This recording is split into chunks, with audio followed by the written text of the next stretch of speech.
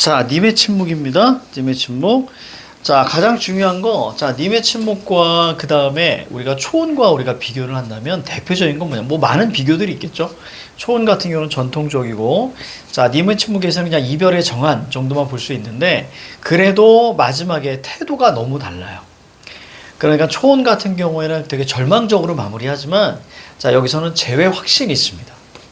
자, 그 느낌을 우리가 좀 볼 거예요. 자, 님의 침묵을 감상하고 같은 시대에 창작된 초원과 비교해보자. 자, 먼저 우리가 보시면 요 시는 좀 익숙하지 않니? 그지? 익숙하죠? 한용운의 님의 침묵. 자, 먼저 우리가 본문을 보고 그 다음에 오른쪽에 활동 연구를 한번 볼게요. 자, 님은 같습니다. 사랑하는 나의 님은 같습니다.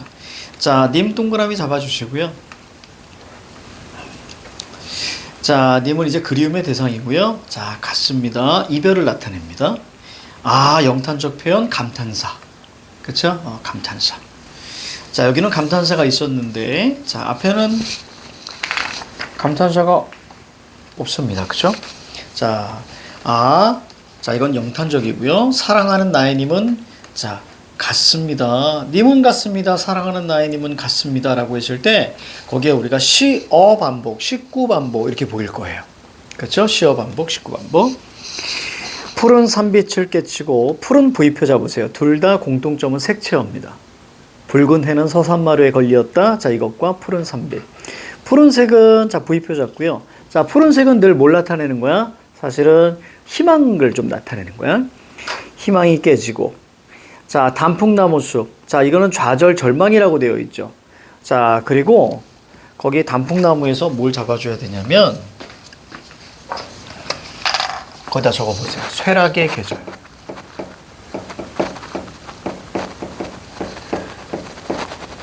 자, 이것까지도 잡아주세요. 쇠락의 계절. 자, 단풍나무는 가을이에요. 그치? 이제 그러니까 가을의 계절감이 있습니다. 그쵸? 자, 그런데 초원에는 계절감이 없습니다. 단풍나무 숲. 그래서 이 가을 같은 경우는 어떤 거냐면, 자, 단풍나무 같은 경우는 단풍이 있다는 건 죽어간다는 얘기야. 그치? 그래서, 그래서 우리가 좌절과 절망 이렇게 있는 거예요. 밑에 쌍화살표 보이죠? 그럼 이걸 통해서 우리가 대비적인 시어, 대비적 이미지. 대비, 대조. 자, 시어, 이미지 모두 해당됩니다.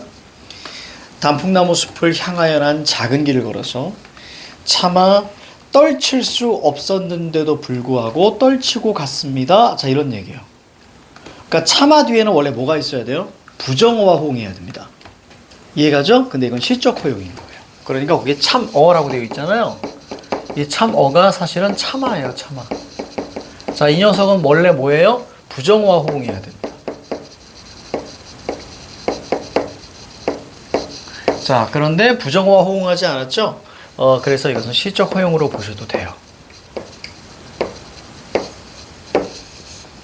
그래서 차마 할 수 없었는데도 떨치고 갔다라는 얘기예요. 갔습니다. 밑줄 잡으시고요. 자, 계속 갔습니다가 반복되고 있습니다. 그래서 시어 반복이죠. 우리 성시경의 노래 중에 차마라고 있잖아요. 그렇죠? 마지막 그때는 차마하지 못했죠. 이렇게 나오잖아. 그러니까 차마 뒤에는 반드시 부정어와 호응이 돼요. 갑자기 노래했네. 자, 그 다음 황금의 꽃같이 굳고 빛나던 옛 맹세는, 자, 거기 직유법이 사용됐고요.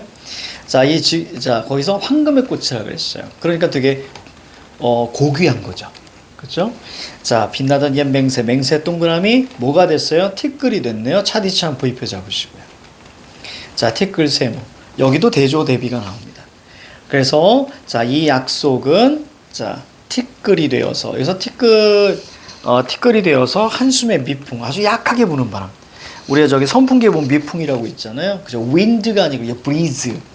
그죠? 그렇게 보시면 되겠죠? 자, 미풍에 날아갔습니다.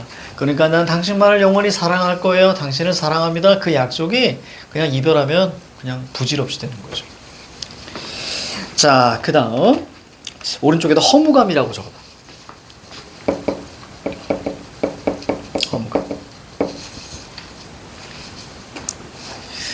날카로운 첫 키스의 추억은, 야, 키스도 했어.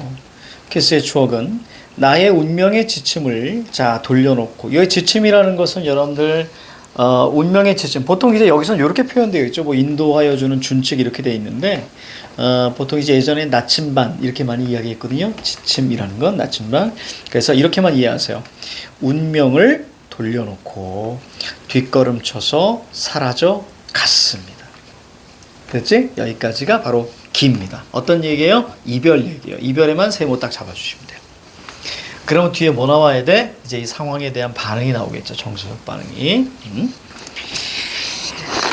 자, 나는 향기로운 님의 말소리에 귀먹고 꽃다운 님의 얼굴에 눈물었습니다. 자, 원래 향기로운 부위표.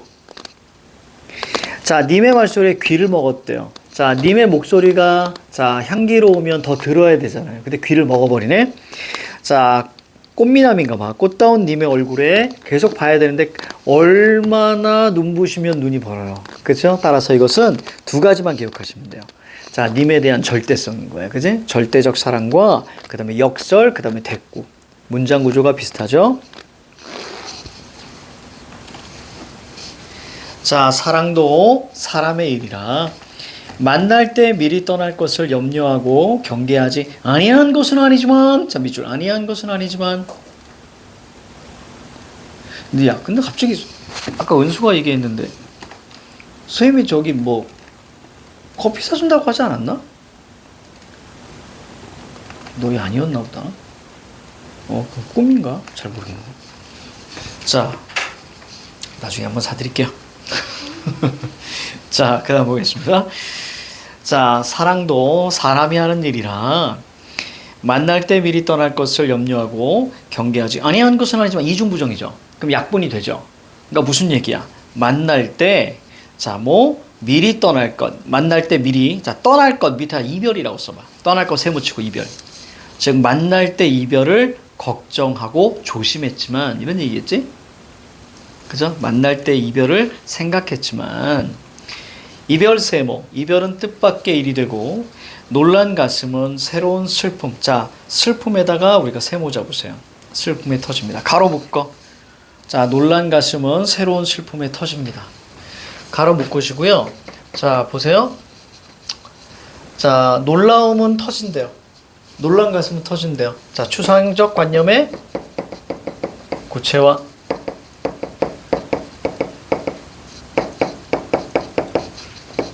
구체화 혹은 시각화 이렇게 얘기하는 거죠. 혹은 슬픔이 터집니다. 이렇게 읽어도 괜찮아요. 자, 여기까지는 자 이별의 슬픔입니다. 이별, 그 다음에 이별의 슬픔. 자, 그 다음에 전환이 됩니다. 그러나 거기다가 자 시상의 전환이라고 되어 있죠. 자, 그러면 얘가 좀 중요한데. 그러나를 중심으로 해서 한번 보시면 자 위에는 이별이에요. 그럼 굳이 얘기하면 우리가 슬픔이니까 자 그리고 절망이라고 볼 수 있겠죠. 자 그런데 그러나라는 반대니까 이별의 반대가 뭐야? 어떤 얘기 나와야 돼요? 만남. 자 슬픔의 반대 기쁨. 자 그 다음에 절망의 반대 자 바로 이제 희망이 되는 거죠. 그러니까 태도가 바뀌는 거예요. 그래서 시상의 전환이에요. 자, 요거 한번 적어주세요. 이거 중요합니다. 이별의 반대는 만남, 슬픔의 반대는 기쁨, 절망의 반대는 희망.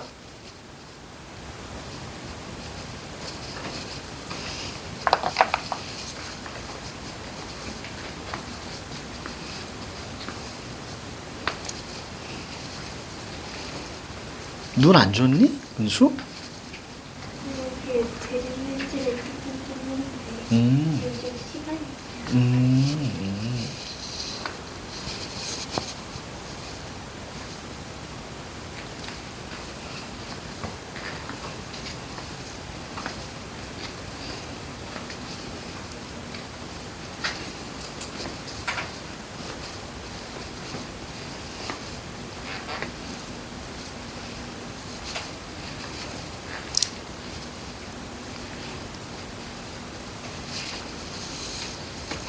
자, 됐나요?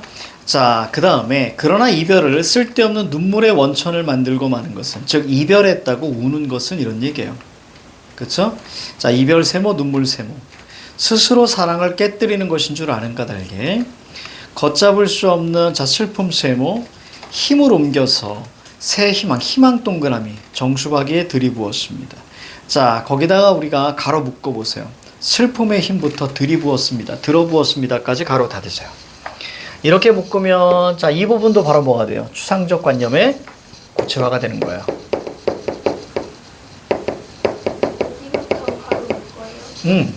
거기 슬픔의 힘을 옮겨서 희망의 정수박이에 들어부었습니다. 추상적 관념의 구체화, 뭐 시각화, 뭐 사물화 이런 것도 다 마찬가지예요. 다 똑같은 말. 우리는 만날 때 떠날 것을 염려하는 것과 같이 자 떠날 때에 다시 만날 것을 믿습니다. 이렇게 나오네요. 거기 회자정리 거자필반 이런 게 있네. 자 회자정리 보세요. 모일 회자입니다. 그래서 모일회 회자 즉 만나는 사람 모이는 사람은 자 정리 정 반드시 리 이별합니다. 즉 만남이 있으면 이별이 있다 이런 얘기고요. 그리고 오른쪽에 보니까 거자 필반이라고 있죠. 떠날 때 다시 만날 것을 믿습니다. 거자 떠나는 자는 필 반드시 반대로 만난다. 자 이런 뜻이야. 자 그러면 이 얘기는 무슨 얘기지? 이별 이꼴 뭐라는 얘기야? 만남이라는 뜻이야. 그치? 요거 이렇게 이해할 수 있겠죠? 자 우리는 만날 때 자 이별을 염려하는 것과 같이 이별할 때에 다시 만날 것을 믿습니다. 만남을 믿습니다. 이런 얘기야. 그러면 이별 이꼴 만남이라는 얘기고요. 자 또 하나 이것을 우리는 윤회사상이라고 보기도 합니다. 돌고 도는 거예요. 자 그 다음에 세 번째 여긴 재회 희망을 넘어서 재회에 대한 확신까지 나와 있습니다. 재회 확신. 재회 확신까지 나와 있어. 이 확신이 바로 극복 의지가 되는 거야. 재회 확신. 이쪽에다가 극복 의지라고 쓰세요. 극복 의지. 자, 감탄사고요. 그럼 여기 보시면 여러분들 저기 아가 두 번 나오거든요. 저기 첫 번째에 있는 그 아는 절망의 아예요. 맞죠? 그죠? 첫 번째 줄의 아는 절망의 아지. 그런데 여기에서 지금 우리가 보고 있는 님은 같지만 나는 님을 보내지 아니하였습니다. 거기 보이니? 거기에 아는 바로 희망의 아예요. 이 아가 완전히 다릅니다. 아이스 아메리카노가 아니에요. 자 위에 아와 그 다음에 밑에 아가 있는데 위에 아는 바로 절망적 체념이에요. 절망적 체념 이렇게 적어 놓으셔야 됩니다. 그 다음에 여기에서는 바로 자 희망적인 확신입니다. 이렇게 자 님은 같지만 나는 님을 보내지 않았습니다. 무슨 법? 역설법. 이것도 우리 잡아줘야죠. 자 님은 자 같지만 나는 님을 보내지 않았습니다. 자 그러면 님을 같다라는 게 뭐죠? 자 밑에다 이렇게 적으면 좀 어렵게 가볼까? 자 객관적 사실을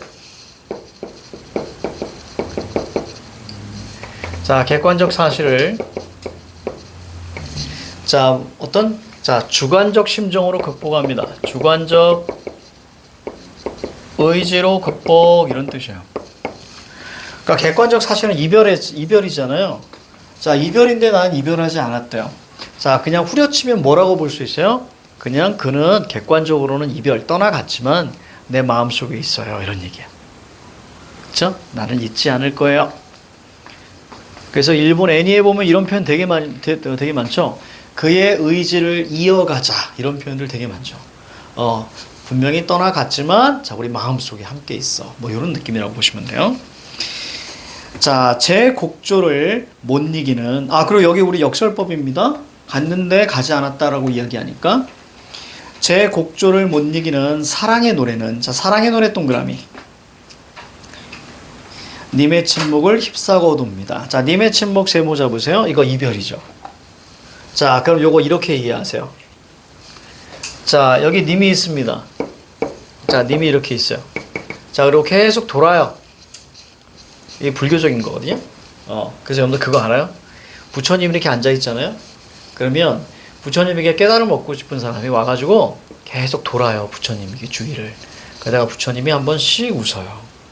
그걸 염화미소라고 하거든요. 그래서 거기서 깨달음을 얻은 사람은 떠나가는 거예요.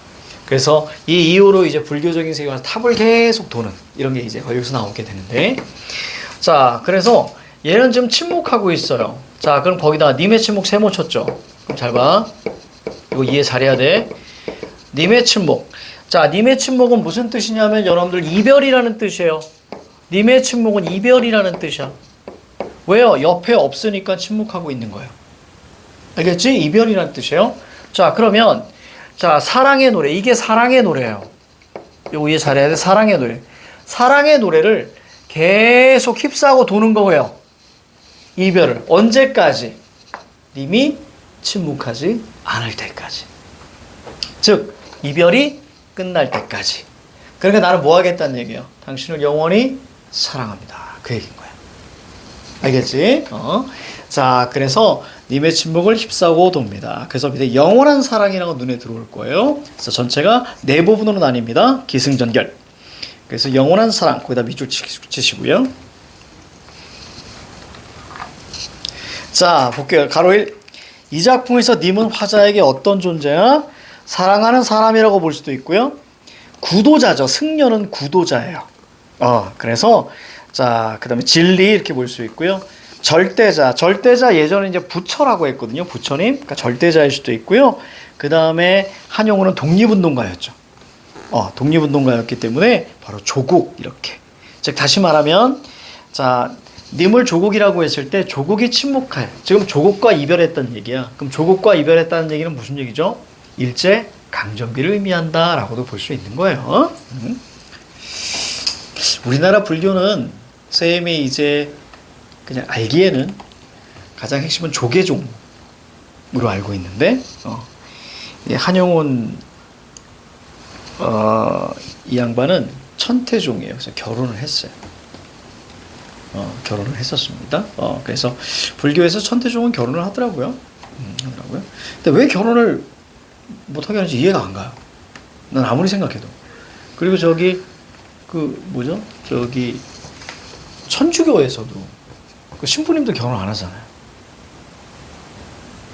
왜 안 하는지 이해가 안 가요. 난 정말로. 물론 이제 그 마리아의 뜻을 따라서 왜 마리아의 뜻을 따라야죠? 나 그거 되게 너무 이해가 안 가. 오히려 자연스러운 거 아닌가? 이거 야, 내 생각이냐 듣고요. 에덴 동산에서 남자와 여자가 자손을 번창했잖아요. 그죠? 그게 하나님의 뜻 아니야? 그치? 근데 왜 결혼을 안 하는지 난 아무리 생각해도 이해가 가지 않습니다. 그거 하나님의 뜻을 거스르는 거 아니야, 그거? 자, 그냥 짧은데 생각이었어요. 듣고 흘리세요. 자, 오늘 그렇습니다. 자, 이 일의 활동을 바탕으로 님의 부재를 시대 상황과 관련 중이면 일제 강점기, 그렇죠? 그 얘기입니다. 그래서 마지막 줄에만 밑줄 치세요. 국권을 빼앗긴 상황, 이렇게. 그래서 님이 조국이라면, 자, 조국을 다시 만나는 건 뭐예요? 바로 이제 광복과 어떤 해방, 독립 이런 걸 의미하게 되는 거예요. 자, 그 다음 밑으로 내려올게요. 3. 이 작품의 화자가 님을 대하는 태도, 자, 태도를 늘 물을 수밖에 없습니다. 자, 초원의 화자가 그대를 대하는 태도에 공통점 갑니다. 그리워요. 그렇죠? 공통점은 그리움이에요. 그리움만 밑줄 잡아주면 돼요. 자, 차이점 볼게요. 차이점. 님의 침묵은, 자, 오른쪽 끝에 뭐가 보여요? 재회 확신이 보이죠? 재회 확신은 뭐라 그랬어요? 선생님이 극복의지라고 했죠? 재회 확신은 극복의지예요. 자, 그런데 초원은 뭐예요? 절망이 눈에 들어오면 되겠죠. 그치? 절망적 슬픔. 요 차이가 있습니다. 자, 활동 연구. 자, 작품 안내. 자, 님의 침묵은 님에 대한 절대적인 사랑을 바탕으로 재회에 대한 믿음을 노래했습니다. 갈래 현대시, 자유시, 서정시. 자, 서정 거꾸로 읽으면 정서.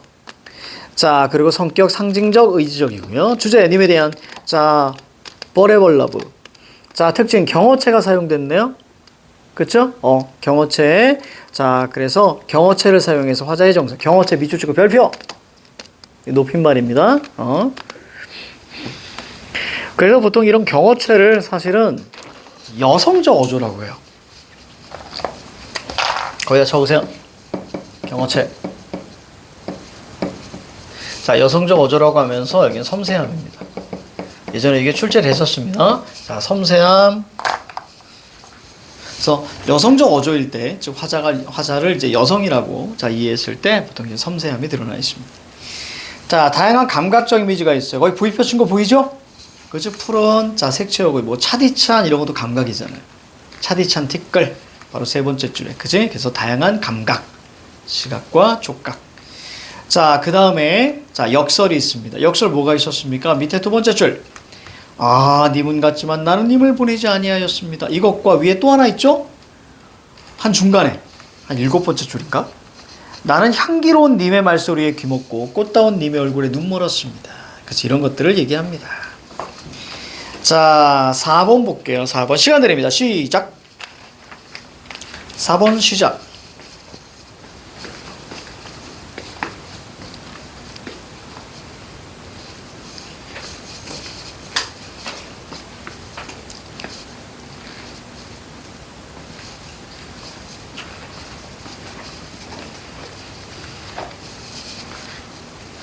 자, 됐나요? 금방 풀었어. 4번의 정답은 2번이죠. 그렇죠? 자, 넘겨요. 자, 채만식의 태평천하. 채만식의 태평천하. 자, 요거 한번 보도록 하겠습니다. 요거 하나, 둘, 셋. 볼게요. 들어갈 수도 있고 들어가지 않을 수도 있습니다. 이 작품은. 그래도 미리 이렇게 막 하는 거니까. 자, 갈게요. 채만식의 태평천하. 우린 사실 이제 다음 주에는 이제 상충곡부터 가야 돼요. 상충곡은 웬만하면 들어갑니다. 웬만하면 들어가니까. 왜냐면 우리나라 최초의 가사. 그래서 상충곡, 그 다음에 만목사 적보기. 자, 요런 방식으로 쭉 갈 거예요. 자, 기지감 한번 펴시고. 기지감 펴시고. 왜 이렇게 힘들어해? 너 축제 있니? 축제 때 공연할 거 아니야, 그치? 댄스. 축제 때 댄스부만 공연해? 체육대회 때? 왜 체육대회 때 댄스부만 있어? 밴드부는 악기 설치가 말도 안 돼. 모든 축제의 마무리는 밴드부가 해야 되는 거야.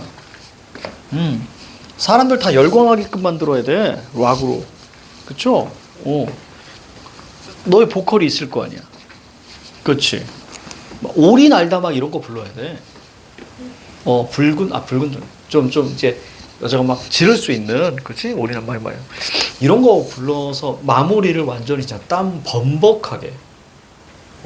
어차피 내가 생각할 때 댄스부 해봤자 뭐 걸그룹 댄스, 방송 댄스 한다든가, 방송 댄스 해봤자 좀 뭐랄까 좀 관능적임을 좀 강조하는 이런 거 할 거 아니야. 그게 뭐야? 그게 뭐가 신나? 좀 그러네. 저기 영선고도 그렇더라. 영선고도 밴드부가 굉장히 조금 이렇게 되게 열심히 하는데 밴드부를 좀 낮게 보더라고. 그래서 그때 막 그 밴드부였던 애가 막 울분을 막 토하면서 얘기하는 거야. 뭐 총학생회장인가 뭐 있잖아. 학생회장인가? 걔가 밴드부는 처음에 해야 된다고. 무슨 말 같지도 않은 소리를 하고 있어. 그래서 분위기를 띄워야 되는데 밴드부를 바람잡이 정도로 생각하는 거야. 그래서 내가 그랬어. 걔 데리고 오라고. 내가 엄청 화낼 거야. 음악에 대한 뭔가가 없는 거야. 그리고 음악에 대한 뭔가가 없더라도 전체 행사를 짜잖아. 행사를 짜는데 그따위로 짠다고? 이야, 그걸 이렇게 악기 설치하고 이런 거 있잖아. 그럼 악기 설치하는 게 어렵다. 그거 하라고. 그러니까 악기를 제대로 잘 이렇게 유기적으로 연결되게 그거 하라고 그 권한을 주는 거예요. 그럼 악기 설치할 동안 다른 거에서 뭐 할 수 있게끔. 그러면서 이쪽에서는 악기 설치하고, 그렇지? 그거 하라고 권한을 주는 거야. 근데 설치가 어려워. 안 해. 뭐 하자는 거야? 말 같지도 않은. 아니 근데 보통 사실 아이들한테 물어봤을 때 보세요. 힙합이 낫니 락이 낫니 그러면 거의 9명은 힙합이야. 사실 그래 그 둘 중에 힙합이니 락이니 그러면 애들 9명은 힙합이야. 사실 밴드부가 짱이죠. 밴드부. 근데 요즘 너희 밴드부는 막 그 힙합 막 이런 것도 하잖아.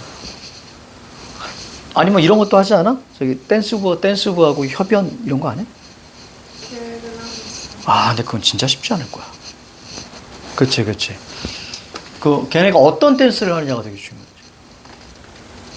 그래서 그런 것들을 해가지고 근데 원래 댄스부가 마지막에 해야 됩니다. 댄스부래. 그 밴드부가 원래 마지막이야.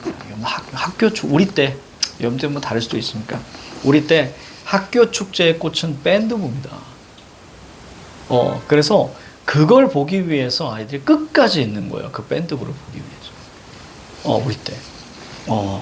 엄청났지, 밴드부. 그렇습니다. 아이고, 참, 그래요. 좀 아쉬워. 예전에 가우치라는 애가 있었어요. 1990년대. 가우치. 생방송에서 바지를 벗어버립니다.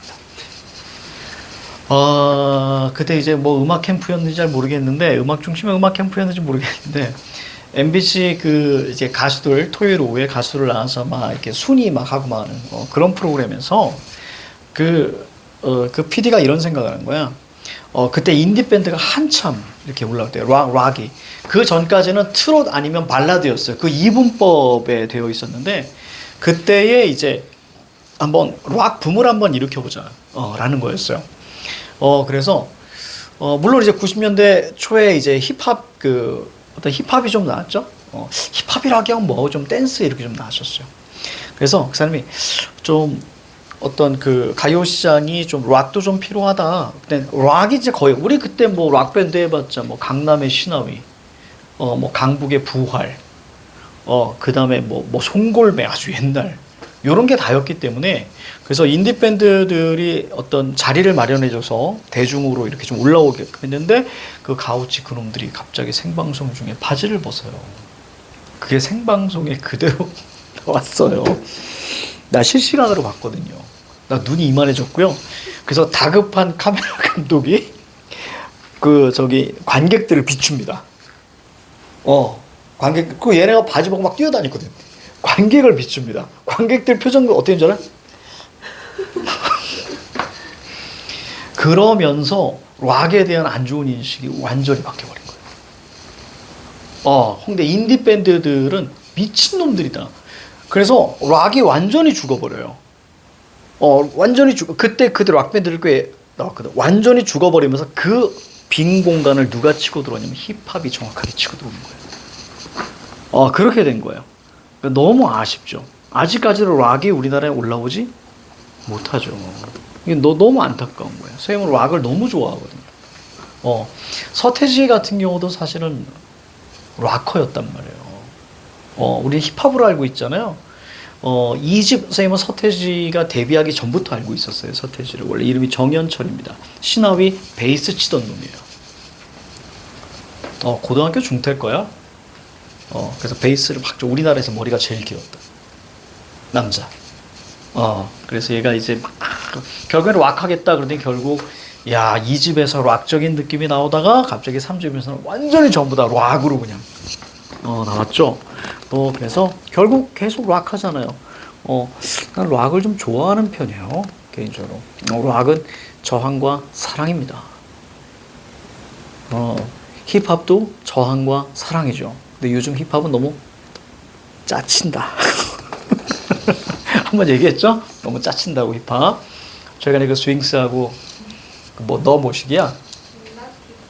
걔 너무 짜치더라.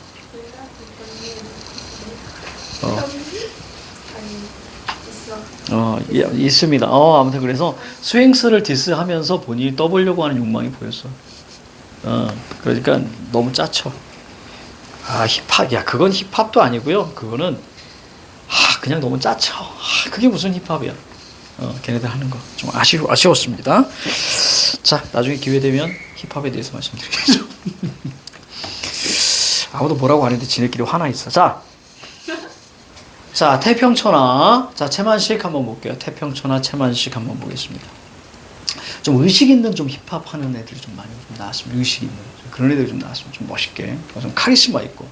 그러니까 걔 이름 뭐? 카리스마 없잖아. 그런 거에 이거 하고 있으니까 카리스마가 생기니? 안 생기지. 안타까워. 자, 이자 태평천하입니다. 자, 채만식인데요. 자, 요거 좀 잠깐 설명해주고.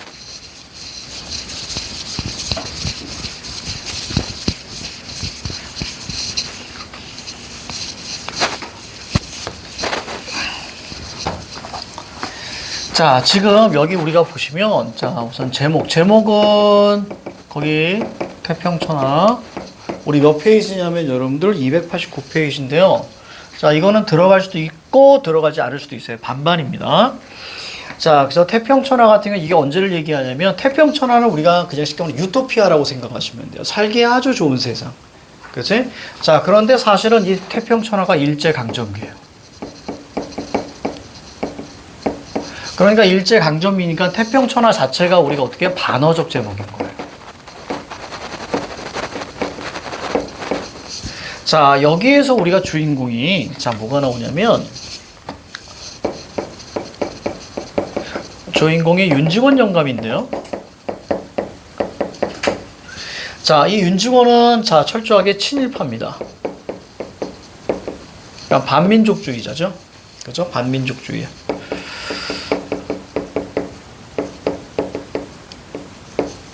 자, 그래서 얘를 주인공으로 삼은 이유는, 자, 얘는 긍정인물, 부정인물. 얘는 딱 봐도 부정인물이잖아요. 그쵸? 그래서 얘가 하는, 거기 나와 있는, 자, 대화나, 그 다음에 행위, 행동. 자, 이런 것들은 다 긍정이에요, 부정이에요? 부정일 수밖에 없는 거예요. 이렇게 하는 의도가 뭐냐면, 자, 독자가, 자, 얘를 살펴보면서 바로 뭐 하게끔 만드는 거예요? 풍자하게끔 만들면서 깨달음을 주는 겁니다. 성찰을 주는 거예요. 어떤 성찰? 바람직한 삶의 자세는 무엇인가? 그렇죠? 자, 부조리한 시대 현실에서 바람직한 삶의 자세, 태도에 대해서 고민하게끔 만드는 거. 이게 바로 이제 의도입니다. 됐죠? 그래서 우리가 어떤 부정적인 대상을 풍자할 때, 자, 어떤 방식을 많이 사용하냐면 희화화 많이 하거든요. 그래서 여기에 가장 큰 특징이 뭐냐면 크게 두 가지가 이 인물을 되게 희화화하고요. 그 다음에 판소리적 어투가 나와요. 판소리적 어투가 나와서 거기에 있는 그 서술자가 이 사람에 대해서 약간 어떤 희화화시키는, 약간 조롱하는 어떤 이런 것들을 좀 보여줍니다. 자, 이 정도가 이제 핵심이에요. 자, 작품 소개. 이것도 하시고. 재밌어. 지금 여러분들 잠 깨기에 딱 좋아. 풍자가 뭐예요? 풍자. 그 녀석 있죠? 풍자. 자, 갈까요? 아직 적고 있니?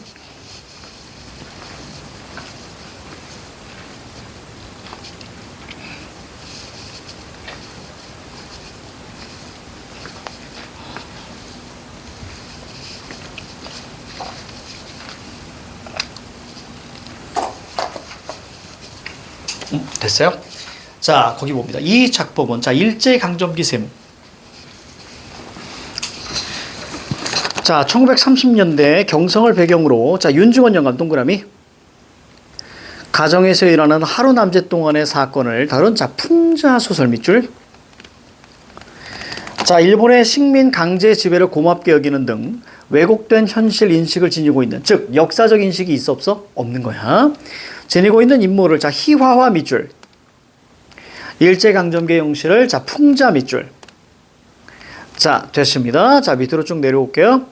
자, 작품 개관. 자, 갈래 현대소설 좀 깁니다. 장편소설, 자, 풍자소설, 그리고 가족 안에서 일어나기 때문에 가족사 소설. 자, 성격은, 자, 사실적, 일제강점기가 반영되어 있어요. 사실적이고요. 그리고 비판풍자 하나로 묶으시면 될 것 같습니다.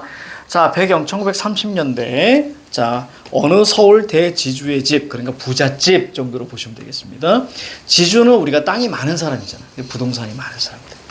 바로 윤직원 영감입니다. 일제강점기의 비윤리적이고 반사회적인 삶의 모습에 대한 비판입니다. 1번 과장, 비유, 반어. 제일 중요한 건 인물의 희화화입니다. 자, 희화화 밑줄 잡으시고. 자, 구어체. 자, 옛날 소설 같은 경우는 뭐뭐 하느니라, 뭐뭐 하더라 라고 하면서 문어체로 많이 사용됐다면, 자, 이 소설은 일상생활에서 하는 말을 그대로 적었어요. 이런 걸 우리는 뭐라고 해? 구어체라고 합니다. 구어체. 자, 그래서 구어체. 그 다음에 경어체. 자, 경어체라는 건 높임말이고요. 편집자적 논평. 자, 요거 밑줄 쳐요. 그러니까 중간중간에 서술자가 직접 개입한다는 얘기입니다. 서술자의 목소리가 나온다는 얘기예요. 독자 앞에서 이야기하는 듯한 효과. 자, 질문. 독자 앞에서 이야기하는 거 뭐니? 아까 선생님이 뭐라 그랬어? 판소리적인 형식을 좀 갖는다 그랬지. 그지? 그래서 가창자가 자, 관객 청중들 앞에서 이야기하는 것처럼. 자, 그렇게 나옵니다. 독자와의, 자, 밑줄 쳐. 독자와의 거리를 좁히고 인물에 대한 풍자를 극대화합니다. 뭐처럼? 판소리처럼. 자, 방언과 비속어 적절히 사용. 당연하죠. 왜? 구어체니까. 구어체에서는 자, 방언도 나오고요. 그리고 비속어도 나올 수 있어요. 자, 현장감과 생동감, 요것도 우리가 체크하시면 되겠습니다. 자, 볼게요. 먼저 그 밑에, 이거 좀 기니까 밑에 좀 설명해 줘야 돼. 발단 볼게요. 윤지원 영감이 인력거꾼과 자, 바로 뭐 차비 때문에 실랑이를 벌입니다. 여기에서는 윤지원 영감의 성품을 보여줘요. 이런 건 안 적어도 됩니다. 윤지원 영감의 어떤 구두쇠적인 이런 걸 좀 보여줍니다. 결국 돈 안 줘요. 자, 전개. 자, 전개 하니까 요즘 고니 때문에 자꾸 영역 전개가 먼저 떠오르는 거예요. 그래서 발단 텐카이 미안해요. 자, 윤지원 영감은 자신의 아버지가 저희 말대가리 윤용국라는 아버지가 있는데, 자, 화적, 쉽게 말하면 이제 강도입니다. 자, 강도들에게 습격에 죽었던 것을 떠올리면서 나는 친일해야지 라고 생각을 해요. 자, 위기. 아들 창식과 손자 종수의 방탕한 삶에 실망한 윤지원 영감이 손자 종학의 기대를 겁니다. 그래서 그 종학은 여기 전체 등장하지 않아요. 이름만 언급되거든요. 근데 종학을 되게 예찬합니다. 엄청나게 예찬해요. 엄청나게 칭찬합니다. 앞에 있는 누구? 자, 종수와 창식을 비교해가면서 엄청 예찬합니다. 절정 볼게요. 윤지원 영감이 손자 종학이 사상관계로 자, 동경에서 붙잡혔다는 정보를 받게 됩니다. 여기서 이제 사상관계는 사회주의입니다. 그럼 윤지원 영감의 입장에서는 사회주의 진짜 싫어할 수밖에 없어요. 아버지가 화적대에게 습격당해서 죽었거든요. 그래서 사회주의자는 자, 이렇게 생각하는 거예요. 윤지원 영감은 부자들의 재산을 뺏는 사람. 이해가죠? 사회주의를 그렇게 생각해요. 그런데 거기 나와 있는 자, 종학이가 사회주의에 참여를 함으로써 잡혀갔어요. 근데 너무 웃기지 않아? 사회주의 참여한다고 잡혀간다는 게 좀 웃기지 않아요? 그때 당시 여러분들 대부분의 지식인들은 사실 공산주의를 신봉했어요. 바로 이제 근데 요건 좀 알아둬야 돼. 공산주의라고 해서 여러분들 공산주의는 어떤 개념이냐면 경제 개념이에요. 공산주의는 경제 개념이에요. 그래서 이 공산주의는 레닌의 공산주의와 스탈린의 공산주의가 달라요. 혹시 오늘 배우셨을 거예요. 우리가 알고 있는 북한의 공산주의는요, 스탈린의 공산주의고요. 이때 지식인들이 생각했던 것은 레닌의 공산주의입니다. 그러니까 1920년대니까 그때 뭐 김일성이 뭐 1살, 2살 뭐 이렇겠죠.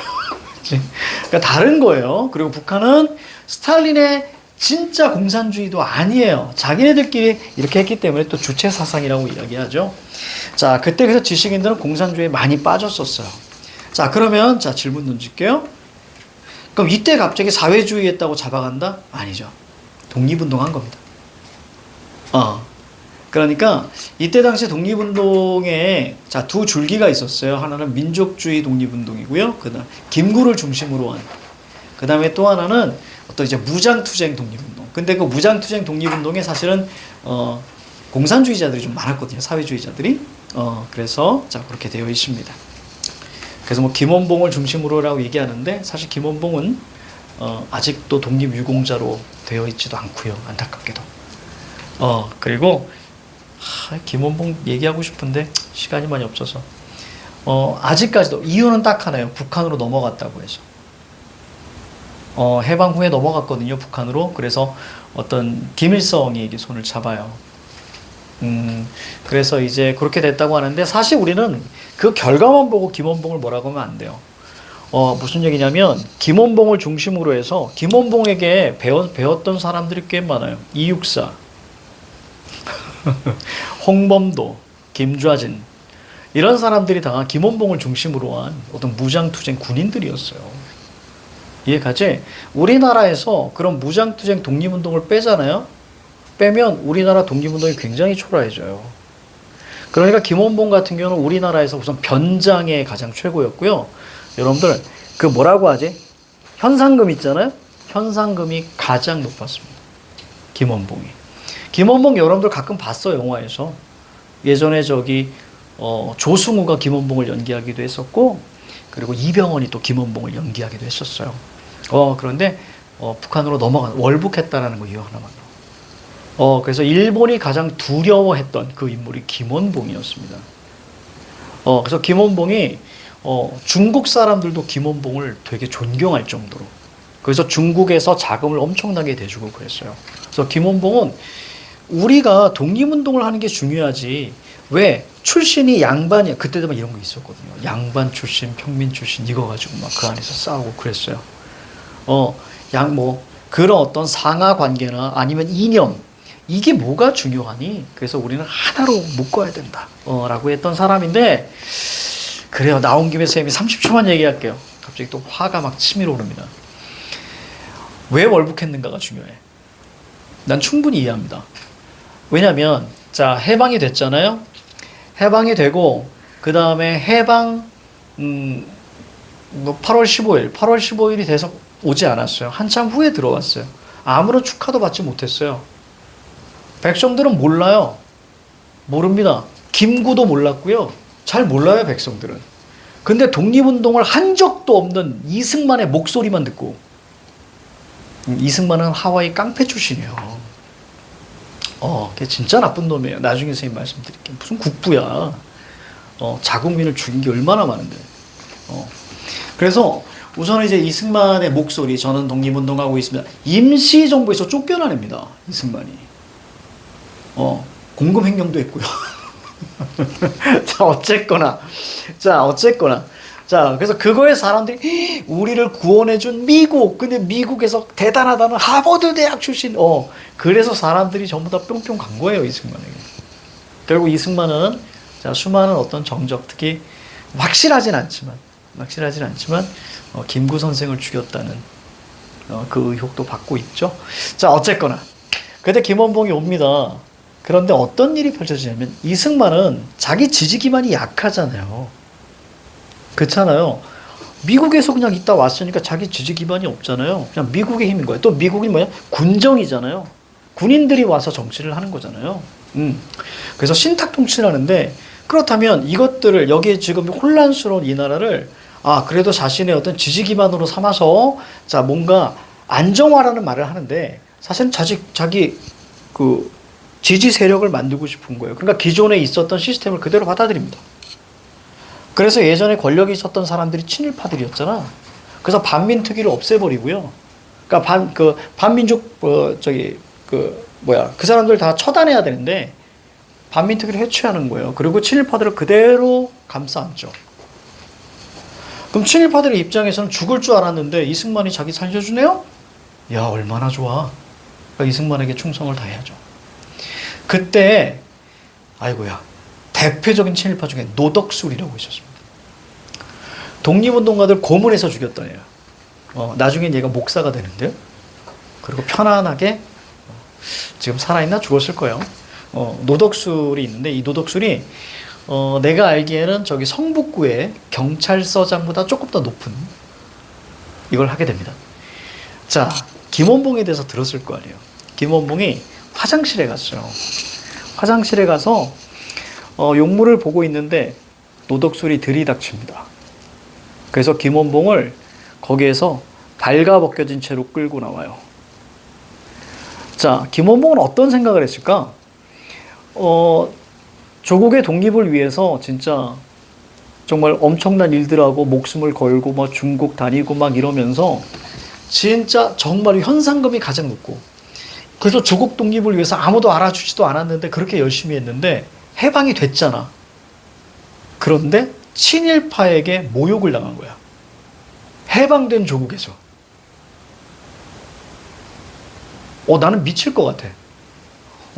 정말 독립을 위해서 싸워서 근데 해방이 됐어. 근데 해방된 조국에서 옛날 그 친일파에게, 가장 악랄했던 그 친일파에게 모욕을 당한 거지. 침도 뱉었다고 하죠. 그래서 그냥 정내미가 떨어졌다고 보면 돼. 그래서 월북을 하는 거예요. 김일성에게 가죠. 그때 김일성은 땡큐죠. 그때는 체제 싸움이었는데, 거봐. 남한의 체제보다 북한의 체제가 우월해. 왜? 너희들 민족의 영웅이 나에게 왔어. 그래서 선전용으로 막 활용을 합니다. 그리고 2년에 숙청되죠.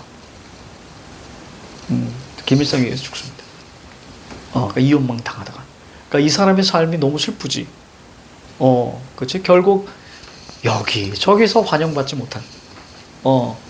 근데 그거 하나 때문에 아직도